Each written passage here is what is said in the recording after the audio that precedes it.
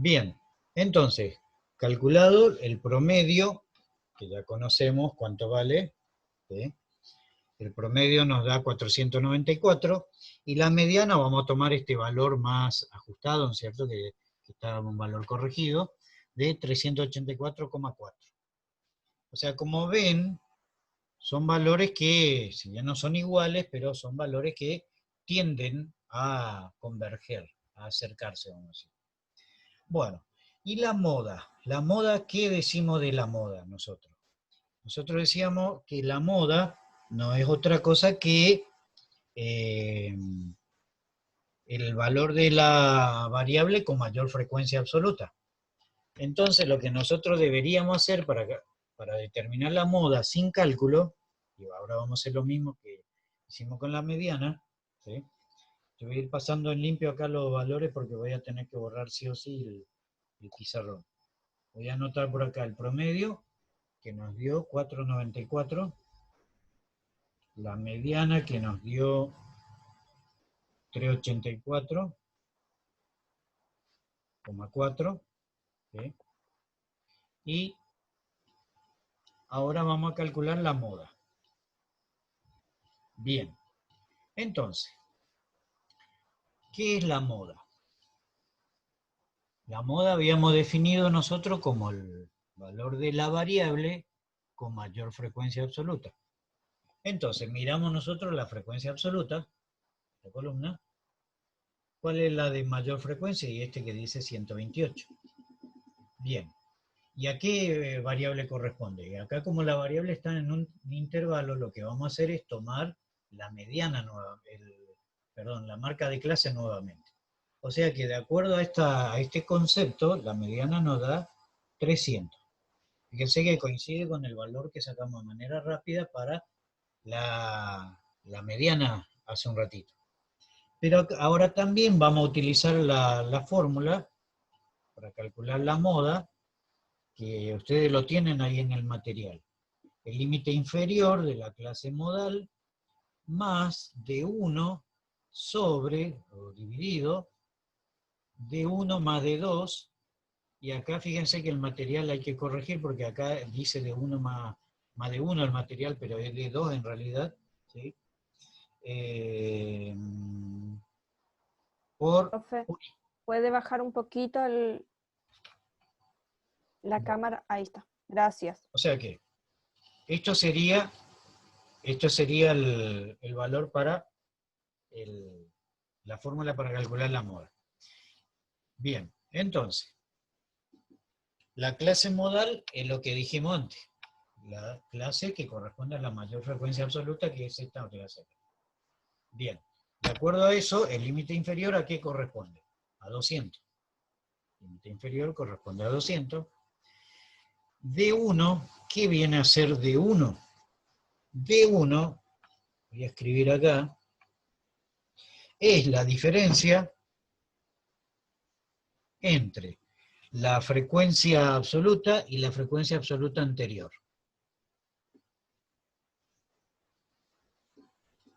O sea que en este caso D1 va a ser la frecuencia absoluta, que son 128, y la anterior, que es 82.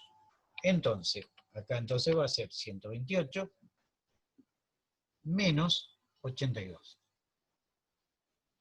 Bueno, hacemos esta diferencia, 128 menos 82. ¿Cuánto le da? 46. ¿Cuánto? 46. 46. Bueno, y de 2 es la frecuencia absoluta menos la frecuencia absoluta posterior. Entonces, la frecuencia absoluta modal, que son 128, y la posterior, que son 64. Entonces, 128 menos 64. ¿Sí? 128 menos 64, ¿cuánto da eso? 64. ¿Cuánto? 64. Bueno. Entonces, reemplazamos acá los valores. De 1, 46 dijimos. 46 más 64. Y la amplitud, que son 200. Bueno, entonces, acá le conviene hacer 46 dividido la suma entre 46 más 64, que esto en realidad da 10. De 1, 110. 110.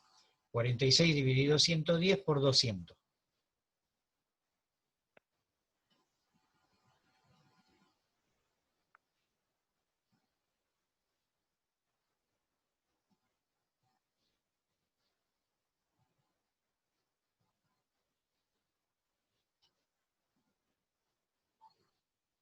Ese valor que le dé, lo suman 200 otra vez. 46. ¿Cuánto? 46 ¿Dividido cuánto? 110. dividido 110 Ajá. por 200.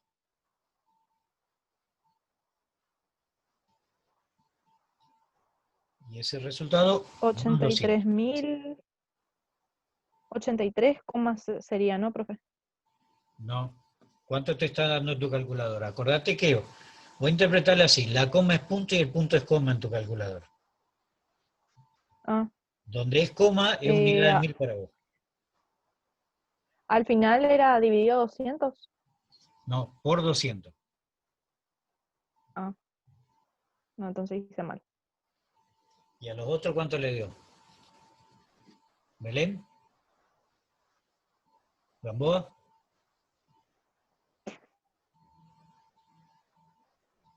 No hicieron, parece. Profe, no, yo le escucho a media. Yo le escucho, se me traba, después sigue hablando, se me traba, sigue hablando. 46 Volveme dividido a Ya por en el 110. pizarrón lo veo. ¿No se ve? mírame, profe, ¿cómo sería el cálculo? Porque me 46 perdí ahí. dividido 110 por 200. Sí. ¿Cómo más? No. Ajá, sí, ahí está. 40, ¿Ves? Más 200. 46. Ah, y todo eso más 200. Sí. 283,63. Y en realidad 283,64 porque 63,6. Sí. Bueno, depende también cómo usted le tome, ¿no? Bueno, entonces la moda, fíjense, de acuerdo a este valor, nos da 283,64. Bueno, vale la pena realmente porque fíjense, invertir tanto tiempo por tan poca diferencia. Bueno, tal vez no vale la pena invertir tanto tiempo por tan poca diferencia. ¿Sí? Ahora yo me estoy dando cuenta de algo. Ah. Ahora que calculamos la moda. En la mediana vieron que yo le dije que agreguen esa I, este producto acá por I. En la mediana no va esa I. Saquen la I de la mediana, del cálculo anterior, que cuando calculamos la mediana, va sin esa I. Ah. Y ahí le va a cambiar el valor de la mediana. No van a ser 384, sino que le va a dar otro valor. Bueno, pero igual la mediana no interviene en otros cálculos. El que va a intervenir en otro cálculo va a ser el promedio. No veo un color. Simplemente corrijan eso después para que obtengan el valor correcto. O sea que en la fórmula de mediana, el cálculo anterior, no va la I. Esta I lleva solo la fórmula de la moda. ¿Sí? Bueno, entonces, tenemos la fórmula para calcular el promedio, o media aritmética. Para calcular la mediana tenemos dos formas, el método rápido, que era directamente determinar la posición central, y otro por la fórmula esa, que vimos hace un rato. La moda, lo mismo, la moda yo también lo puedo determinar de manera rápida, sin cálculo, fijándome cuál es la variable que tiene mayor frecuencia absoluta. Si estamos en intervalo de clase, tomo la marca de clase, y la otra forma para calcular la moda es a través de la fórmula. Y a través de la fórmula, comparado con la determinación inmediata, no hay una diferencia tan abrumadora, vamos a decir. ¿Sí? Bueno, lo que sí vemos es que los valores de la tendencia central siempre están cerca, no están alejados, vamos a decir. Acá, como yo tengo la variable que van de 0 a 1600, que están muy alejados, eso no ocurre con las medidas de tendencia central. ¿Sí? Bueno, estas son las tres medidas, además de las medidas geométricas que después vamos a ver para otros cálculos. ¿Sí? Ahora vamos con las medidas de dispersión o medidas de variabilidad. Y para eso, la primera columna que vamos a agregar en nuestra tabla va a ser la desviación. ¿Sí? La desviación de. Y desviación habíamos definido nosotros cuando vimos la clase pasada. La desviación de no es otra cosa que, en este caso, como estamos en un intervalo de clase, vamos a tomar la marca de clase menos el promedio. O sea que nosotros vamos a tener que restar todos estos valores de esta columna con el promedio. O sea que, para el primer valor, ¿qué sería? 100 menos 494. ¿Sí?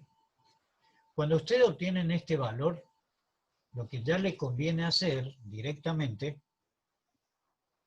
cuando obtienen este resultado, que le va a dar en este caso menos 394, este valor lo elevan al cuadrado, entonces ya tienen la desviación al cuadrado. Lo elevan al cuadrado directamente. Entonces ya van completando por cada fila cada uno de los valores. ¿Sí? O sea, ¿qué hacen? No se está leyendo bien. 100 menos 494 le da menos 394. Directamente con la tecla cuadrática elevan al cuadrado. Menos 394 al cuadrado. ¿Cuánto le da en este caso? Le da un valor grande.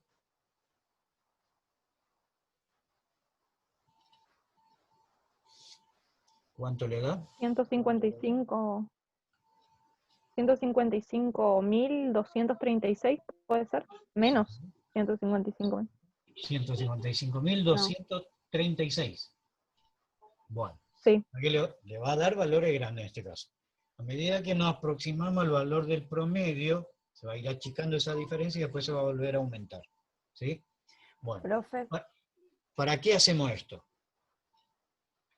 Porque acá en la desviación nosotros vamos a tener valores negativos, ¿sí? Inclusive cero, en el caso de que, en este caso no va a ser, porque no hay ninguna marca de clase que coincida con 494, o sea que valor cero no vamos a obtener ninguno, pero en el caso de que la marca de clase coincida con el promedio, esa diferencia va a ser cero, obviamente, ¿sí?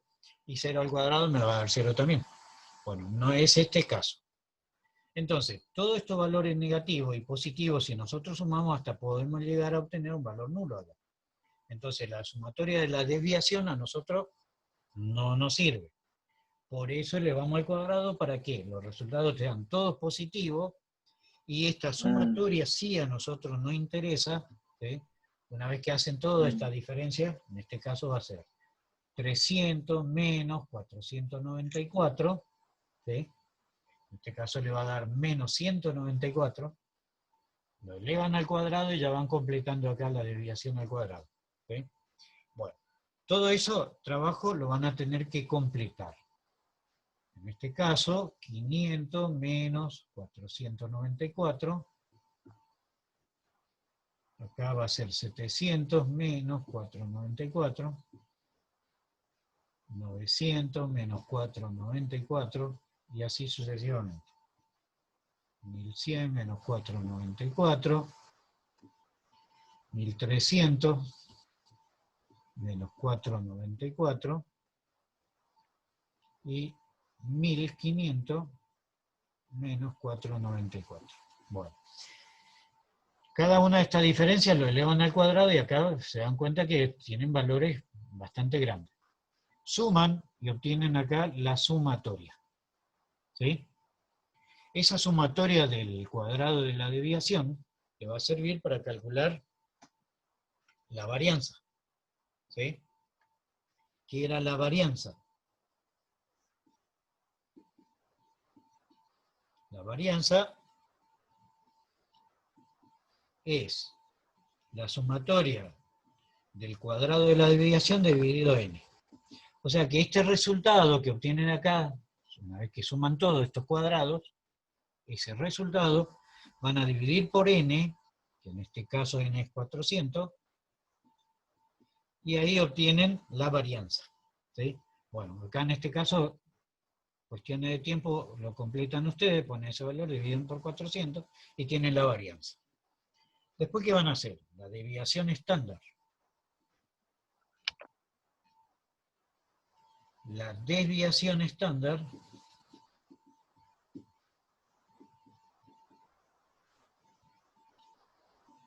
que vamos a simbolizar como sigma, ¿sí? Es la raíz cuadrada de la varianza.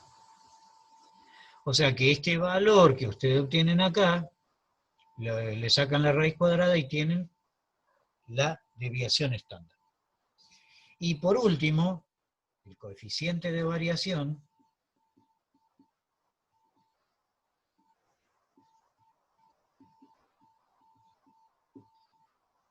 se ve, coeficiente de variación, que es la desviación estándar, o sea, el valor que calcularon acá en el paso anterior, dividido el promedio.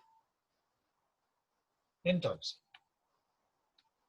es toda una cadena.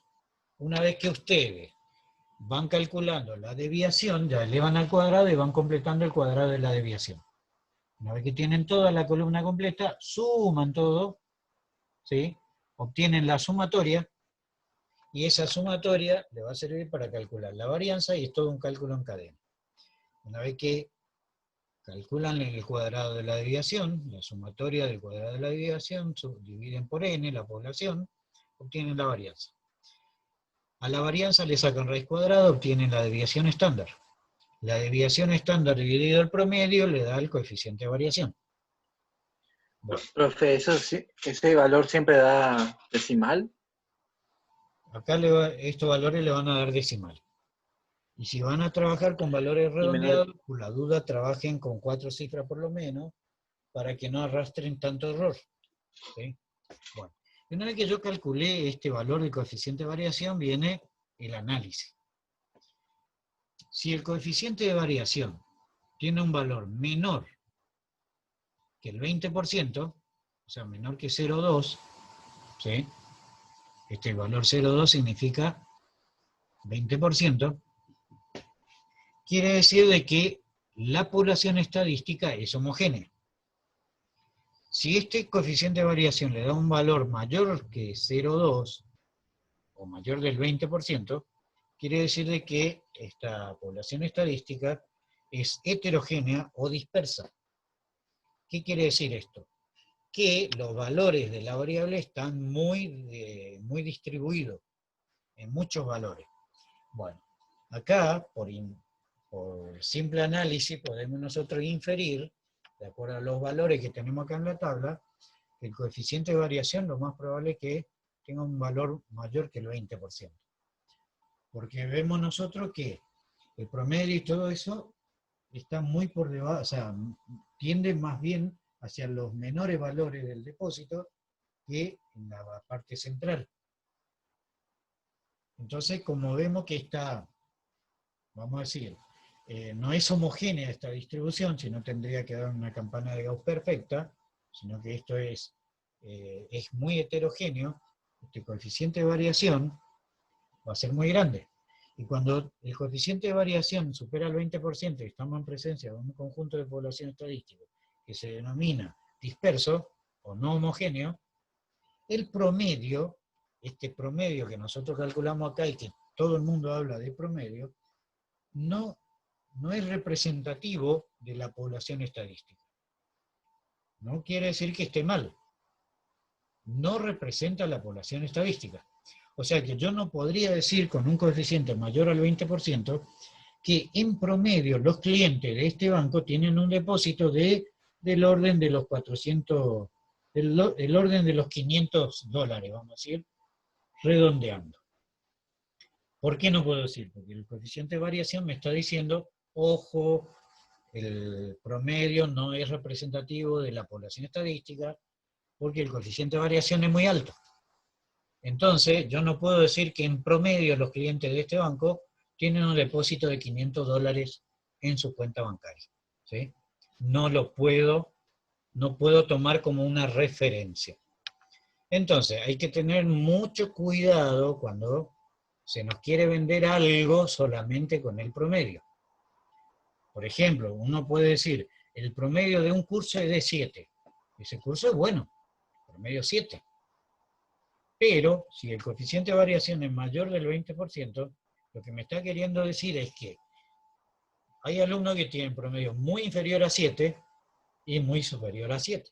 Entonces la población está muy distribuida, muy disperso. Hay una gran distancia entre los valores de las variables. Eso significa un coeficiente de variación alto. ¿Ok? Bueno, se dan cuenta que esto lleva tiempo el cálculo de esto, tienen que hacerlo tranquilos, muy concentrados, porque donde se equivoca en un cálculo que depende de otro, hay que recalcular todo.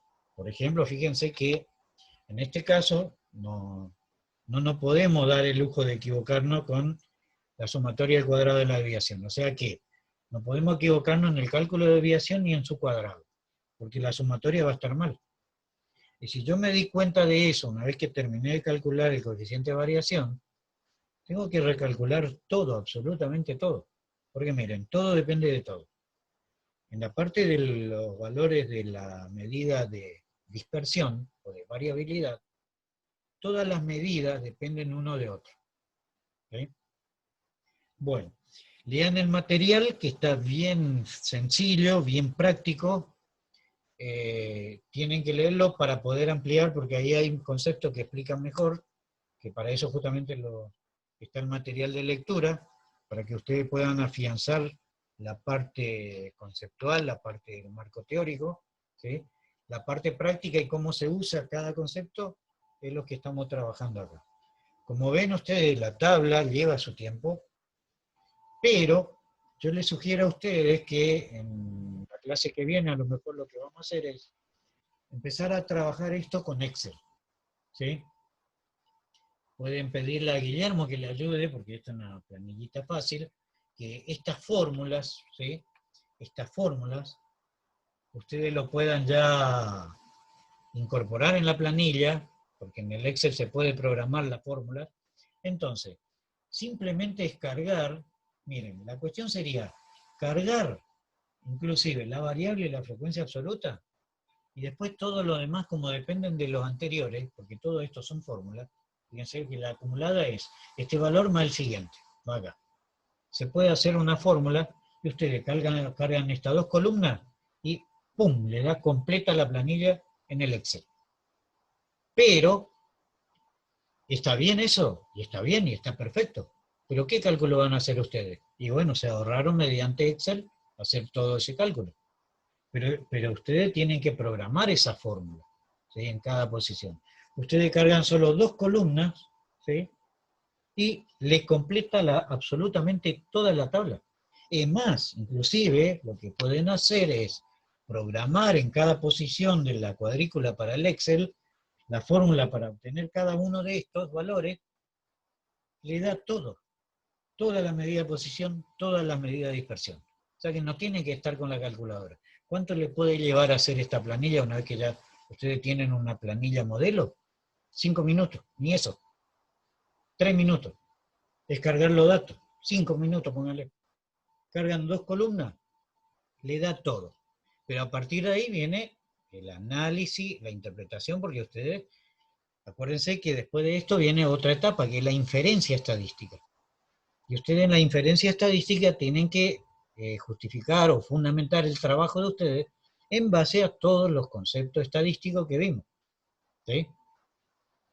Fíjense que, por ejemplo, en el Excel esta planillita que nosotros hicimos acá, que ya dimos por sentado el valor de la amplitud de 200 y todo eso, ustedes lo pueden calcular, o sea, por medio de fórmula. Y por medio de fórmula ya le da absolutamente todo. La amplitud, el intervalo, le da todo. O sea que el Excel es muy práctico. Y le está evitando hacer ese cálculo engorroso, pero es bueno que lo hagan un par de cálculos, ¿eh? Como por ejemplo esto que ustedes estuvieron haciendo acá. Se dan cuenta que es medio tedioso hacerlo. A veces trabajan con valores decimales muy pequeños, a veces trabajan con valores muy grandes, o sea que la variación de valores son de mucha amplitud, porque acá en la diferencia incluso pueden tener valores decimales, depende de la tabla con la que estén trabajando.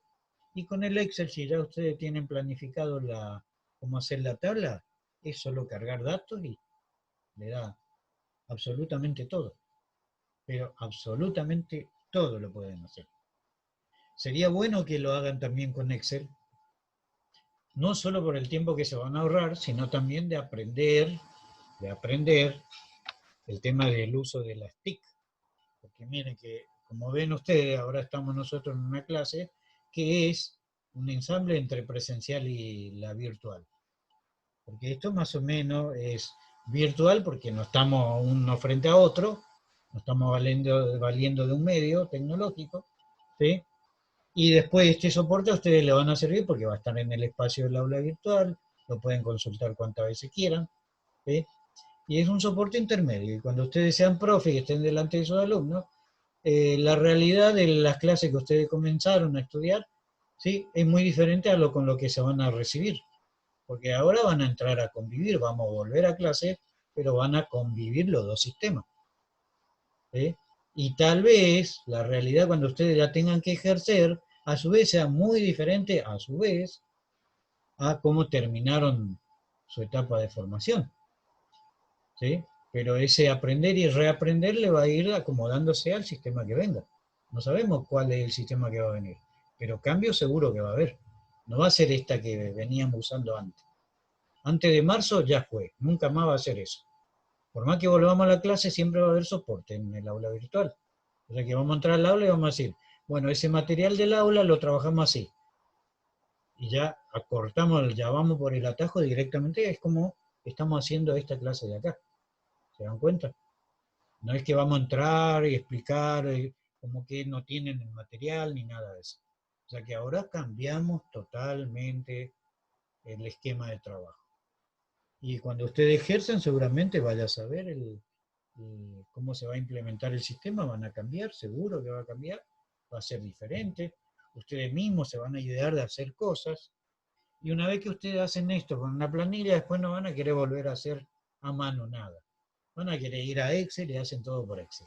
Le lleva un tiempito hacer la planilla, pero esa planilla, lo guardan a esa planilla y hacen un guardar como para cualquier situación que quieran. Incluso pueden tener diversos tipos de modelos de planilla para trabajar con variable cuantitativa discreta, ¿sí? Que no va a ser intervalo de clase, sino serie simple, o para trabajar con variable cualitativa, que va a ser también a su vez diferente, porque ahí, por ejemplo, no van a calcular promedio. O sea, ¿de qué? De estas tres medidas de posición que calculamos acá en una variable cualitativa, ¿sí? No podemos calcular, por ejemplo, el promedio. ¿Cómo va a calcular el promedio? ¿Qué podemos calcular? Y lo único que podemos determinar es el valor de la moda y el valor de la mediana. Lo único que podemos determinar. El promedio ahí, por ejemplo, no existe, ¿sí? O sea que ahí también, de alguna manera, nos ahorramos tiempo de elaboración de planilla, pero el análisis también tiene que ser mucho más profundo. Tienen que aprender a justificar qué concepto le va a permitir responder cada pregunta que se Profe, y le puedan interrogar. O sea, en un interrogatorio me refiero a sobre el trabajo de ustedes mismos. Por ejemplo, la sociedad profe, demanda preguntas. Quiere respuesta, demanda respuesta. Entonces hacen preguntas. Como están demandantes de respuesta, hacen miles de preguntas. Y esas miles de preguntas ustedes tienen que saber responder, ¿sí? Tienen fundamento para poder responder. Esta parte de la estadística es muy lindo, muy interesante, porque después de esto ya viene la parte de probabilidad. que vamos a ir entrando a ver ya la parte de probabilidad después. Bueno, acá nos vamos a tener seguramente 2 clases más con esto. Yo les sugiero que se pongan a ver las actividades, ¿sí? Resuelvan las actividades que están en ese material que yo les subí, tiene marco teórico y tiene actividades para resolver. Acá yo le puse un ejemplo diferente, ¿sí? Algo muy concreto, y bueno, se dan cuenta que difícil no es. Por ahí es un poco engorroso, pero con la primer planilla se van a dar cuenta que tienen que ir viendo, reviendo los conceptos, tienen que ir mirando la fórmula, tienen que recordar cosas, pero en la segunda, en la tercera planilla ya se dan cuenta que va a ser mucho más llevadero esta cuestión. Bien, si tienen pregunta pueden hacerlo, y si no, traten de ver las actividades que tiene el material, y la próxima vamos a trabajar con las preguntas que tengan. Profe, ¿Sí? ¿será que que puede apuntar un poquito a la parte de los cálculos de abajo, la desviación, así le saco una fotito ahí? Sí. Exacto. Ahí está, este le voy a hacer un recorte. Ahí le da. Listo. Perfecto. Toda la fórmula lo tienen en el Gracias. material, ¿eh? Acuérdense de eso. Sí, Toda esta fórmula que nosotros escribimos acá, la anterior es todas las fórmulas están en ese material. Lo único que acá en la fórmula de moda, que yo le había dicho, ahí en la división que es de 1 más de 2, en el material está como de 1 más de 1. Eso es lo único que tienen que corregir. O sea que ahí comparen la Profe, fórmula. ¿esto usted lo va a subir al aula? Voy a subir al aula. Así como está esto, lo voy a subir al aula. Ok. Bueno, Así lo pueden consultar, esa es la idea justamente. Bueno, por lo menos acá no se cortó. O sea que supongo yo que habrá filmado bien. Así que ahí dejo de grabar ahora.